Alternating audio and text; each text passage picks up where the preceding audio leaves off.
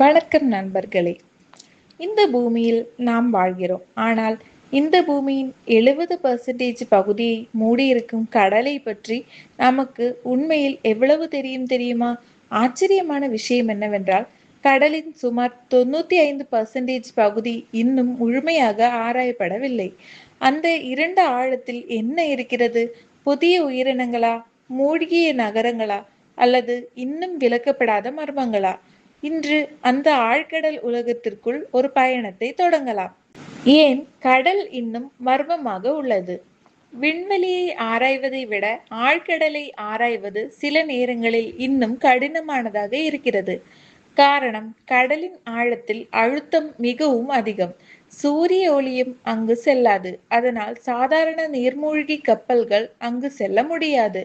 அதனால்தான் இன்றும் கடலின் பெரும்பகுதி மனிதர்களுக்கு தெரியாத உலகமாகவே உள்ளது. மரியானா பள்ளத்தாக்கு. உலகின் மிக ஆழமான இடம் மரியானா பள்ளத்தாக்கு. இது சுமார் 11 கிலோமீட்டர் ஆழம் கொண்டது.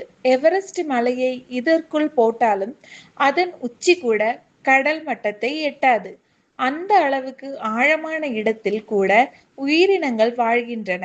அவை சூரிய ஒளி இல்லாமலேயே உயிர் வாழும் வகையில் பரிணாம வளர்ச்சி பெற்றுள்ளன. இருளில் ஒளிரும் உயிரினங்கள்.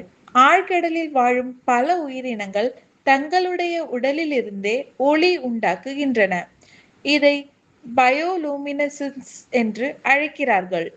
சில மீன்கள் அந்த ஒளியை இரையை ஈர்க்க பயன்படுத்துகின்றன. சில உயிரினங்கள் எதிரிகளிடமிருந்து தப்பிக்க பயன்படுத்துகின்றன. இவை அனைத்தும் வேறு ஒரு கிரகத்தில் வாழும் உயிரினங்களைப் போலவே தோன்றுகின்றன. ஆனால் இதுவரை சொன்னவை ஆரம்பம் மட்டுமே. கடலின் அடியில் மூழ்கிய நகரங்கள், விளக்க முடியாத மர்ம ஒளிகள், பெர்முடா முக்கோணம் போன்ற இன்னும் அதிர்ச்சியான விஷயங்கள் இருக்கின்றன. மூழ்கிய நகரங்கள்.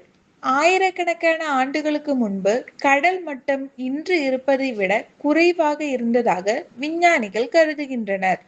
பின்னர் பனிப்பாறைகள் உருகியதால் கடல் மட்டம் உயர்ந்தது. இதனால் சில பழமையான குடியிருப்புகளும் நகரங்களும் கடலுக்குள் மூழ்கி இருக்கலாம். இந்தியாவில் குஜராத் கடற்கரைக்கு அருகிலும் ஜப்பானின் யோனகுனி பகுதியில் உள்ள கற்சிற்ப வடிவ அமைப்புகளும் இதுபோன்ற விவாதங்களுக்கு காரணமாக உள்ளன. அவை இயற்கையாக உருவானவையா அல்லது மனிதர்கள் கட்டியவையா என்பது குறித்து இன்னும் ஆய்வுகள் நடைபெற்று வருகின்றன. பெர்முடா முக்கோணம்.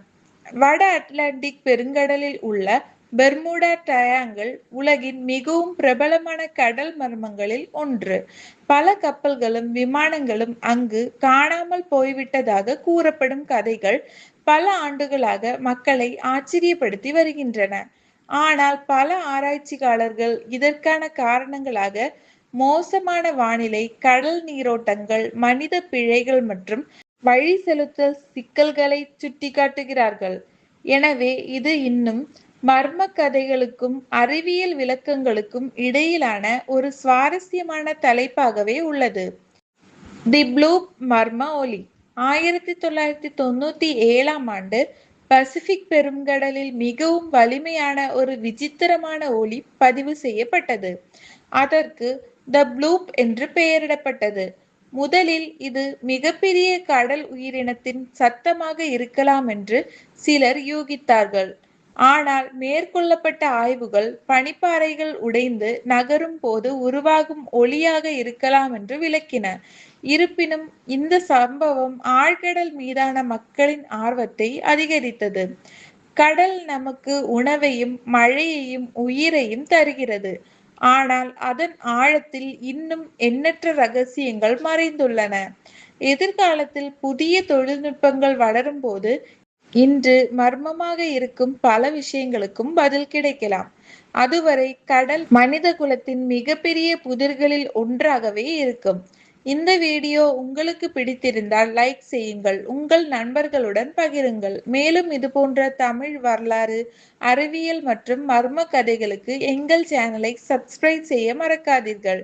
அடுத்த வீடியோவில் மீண்டும் சந்திப்போம். நன்றி.